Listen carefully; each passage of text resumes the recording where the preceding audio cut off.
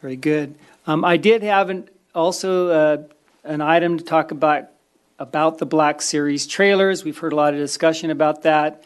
Raul is here, but I don't know if you still at this point, I mean, you understand we're doing everything we can. If you'd like to hear a report from Raul, he's here to report to you. Yeah. Okay, please come up, Raul. While Raul's making his way up here, I just want to ask a question. The answer is probably no. But are there any emergency measures we can do considering their fire risk and, other risks involved? Tom? This item isn't on your agenda. I know you're going to get a report. Okay. But you should listen to the report and then let staff do their work. Hello, Raul Bertrand, Code Enforcement Manager. I'm here to give you an update regarding Black Series trailer. This update is regarding 20724 Palomar and also APN number 368060005, which is the vacant lot. Okay. On December 2nd, Officer Baggio conducted an inspection at the subject property, which is a residential property. The property is listed as a 1975 single-story, two-bedroom, two-bath home with a detached garage. The inspection revealed several unpermitted structures to the addition, attached garage conversion. There was a void permit on file. Two addition to the rear of the manufactured home. Also, two detached garages with no permits. Shed located in the corner, no permits.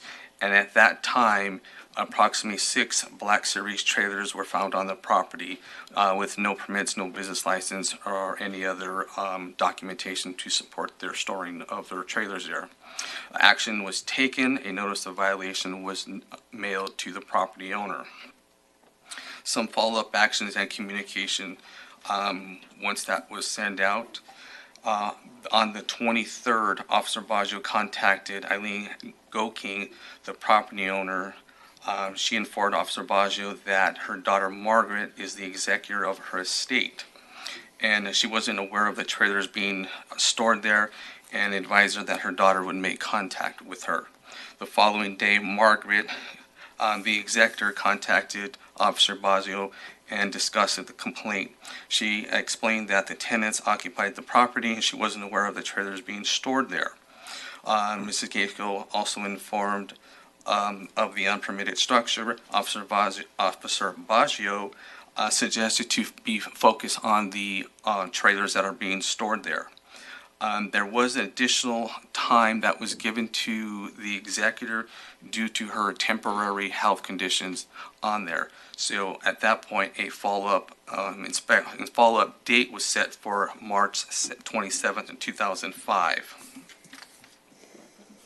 There was additional communications with the executor. Later, she had contacted Officer Baggio, informing her that she had spoke to the tenant and they were going to remove those trailers off of both parcels. Later on, there was continued communication with the executor. Margaret contacting Officer Baggio, advising her that she had issued the tenant a 3-day notice to pay or quit due to non-payment of rent. The 3 days has expired in result of no payment, and she is now going forward with a 30-day eviction. And a second notice of violation was sent to the property owner with a follow-up date of May 6th. With that, I opened up a second case on that property. This one is strictly for the tenant. On April 2nd, myself and Officer Baggio inspected the 2 parcels on Palomar. During that inspection, we counted over 50 Black Series trailers that were reserved being stored on both properties. On residential APN 004, there was about 6 Black Series trailers that were parked there. On the vacant structure, on the vacant property, there was over 44 Black Series trailers being stored there. At this point, there was still no permits or any authorization for those trailers being there. The action that was taken, a notice of violation was sent to the tenant, also posted on the property, with a follow-up of April 21st, 2025.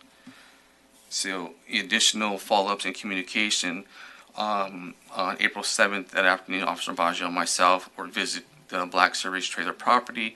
I met with a representative of Black Series trailer who was actually bringing an additional trailer onto that property. Made contact with them. There was a language barrier there. He was only speaking Chinese, so I brought out my trusty, communication app, and I was able to communicate with them. And he also contacted a representative from Black Series Trailers, who was their translator. So during that conversation with him, I informed him of the violations on the property, and also gave him the posted notice that was on the gate to give to the property owner, the business owner of Black Series Trailers. Informed him that these trailers being stored there are a violation of our municipal code, and those trailers need to be removed immediately. Today, I received a phone call from a representative of Black Series Trailer, basically asking for an extension or some leniency regarding our case. I informed him that I have my instructions to have those trailers to be vacated off that property as soon as possible, and there will not be an extension given. So the only extension that I could possibly give you would be giving you a second notice, which would give you a little bit more time at that point, still following our protocol of giving them a notice.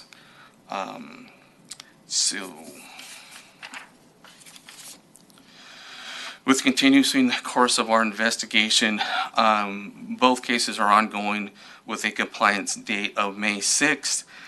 For the unpermitted structures and trailer, a follow-up inspection will take place on the 21st to ensure that these trailers have been removed from the property per violation notice for the second case. Further action may be required based on the results of these inspections. And that concludes my report, and I have any questions if you guys have any. Yeah, no questions. No questions. Yeah, but thank you for the report. We've heard your comments. We will continue to work with RSO. Wasn't aware that it was a fire hazard, so we'll have that discussion as well. I've already briefed the city attorney. We'll have follow-up discussion tomorrow. One last point just to point out is that for an RV storage, as you know, in our new development code, they would be required to apply for and get approval of a discretionary conditional use permit. No permits for this use on this property have ever been submitted, so clearly it is in violation. I know that folks would say, well, could they become legal? Well, they would have to go through that quite exhaustive process, and so anyhow, we'll follow up with you on that. That actually completes City Manager's report.